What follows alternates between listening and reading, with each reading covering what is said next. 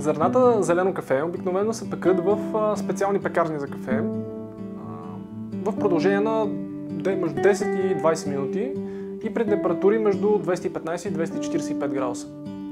Подлагането на такива високи температури предизвиква всъщност огромен стрес в структурата на суровото зърно, превръщайки го в изпечено зърно кафе, което познаваме.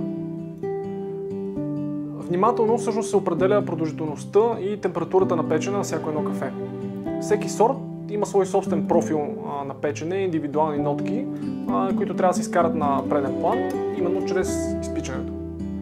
В процеса на печене се задействат реакции, които отключват различни аромати и вкусове на кафеното зърно. По време на печене всъщност кафето губи голяма част от влагата, като кафе зърната стават по-големи и се превръщат в характерните кафяви на цвят зърна, с които свързваме кафето.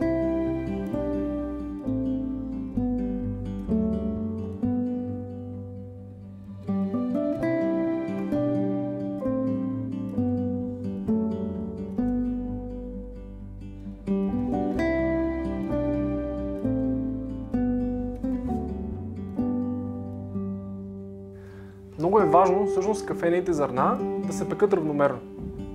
Ако изпичането е твърде бързо, това може да доведе до увеличаване на киселеността, докато охлаждането на изпечените зърна със студен въздух и в точния момент спира процеса на печене и също има решаващо влияние върху крайния резултат.